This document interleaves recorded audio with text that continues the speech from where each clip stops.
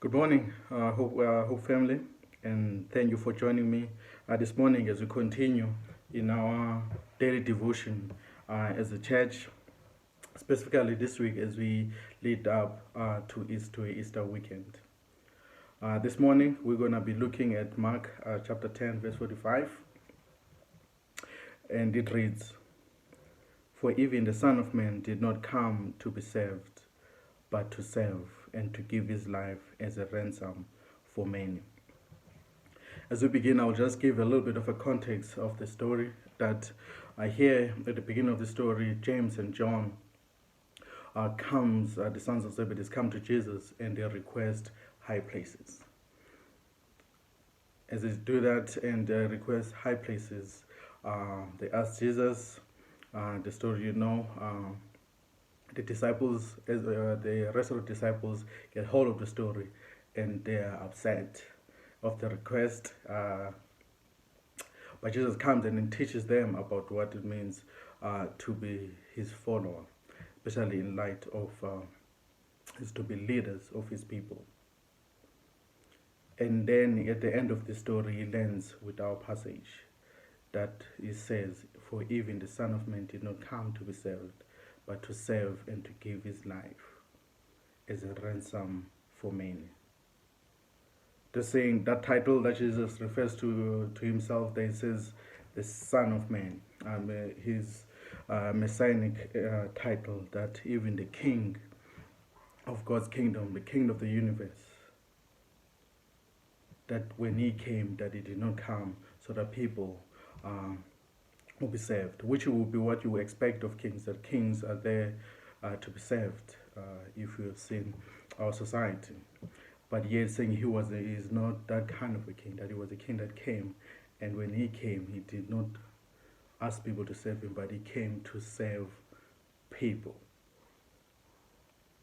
And how he has done that he has done that by ransoming us, by paying a ransom for many. And the thing about this ransom language, as we know, it's a language that talks about, you think about a scenario where someone is held captive, and the price that is paid to release that person.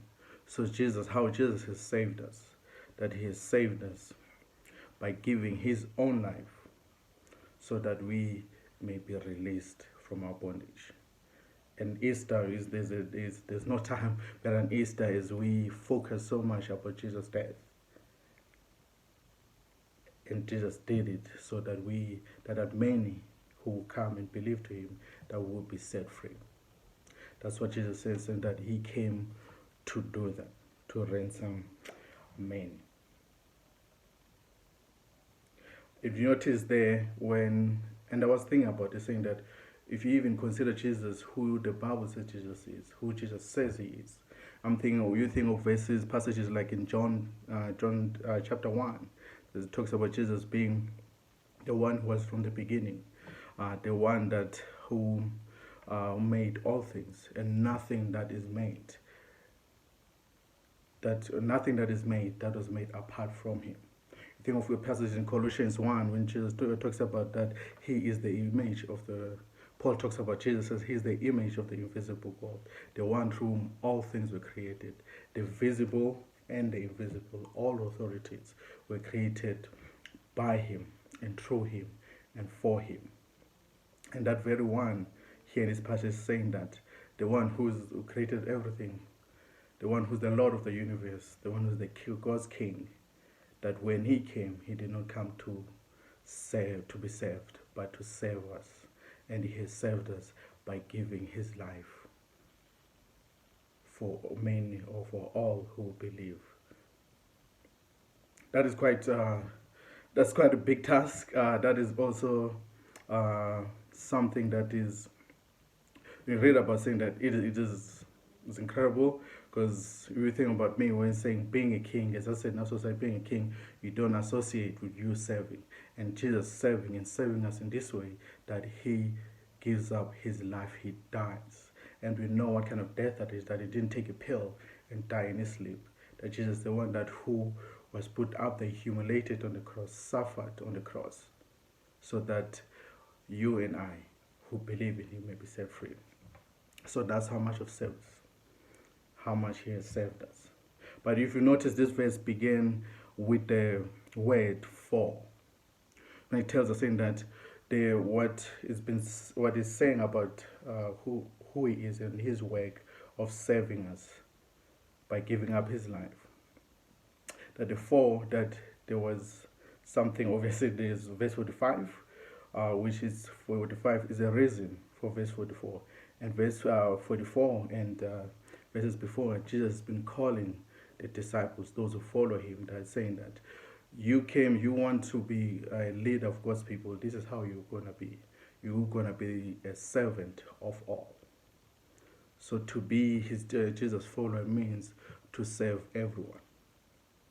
And him saying that, for of course, Jesus himself is the King of the universe, as God's Messiah. When he came to serve by dying. And so he's calling disciples not to something that he hasn't done himself. That's something that he has set an example for us. And I was thinking about it, that's kind of hard for me to think yourself as a leader, that we want to, people when we enter the room, we want people to stop and look and recognize that we've entered, maybe bow a little bit. We don't want to be the ones who've been sent to the shops, but we want the one that people think highly of us. But Jesus is calling, saying that what it means to be his follower is to think lowly of ourselves, to think as servants to others, as he has done. And he has done it. He's shown an example, ultimate example of serving or servanthood by giving up his life so that we may set free. And he's calling us as his disciples to do the same, to serve others. And that is hard in our society. That is against what we're taught and what we want people to think of ourselves, we want people to think high. But as disciples of Christ, we need to be okay and be happy to be thought of as low, to think of ourselves as low, and serve others as Jesus called us. Amen.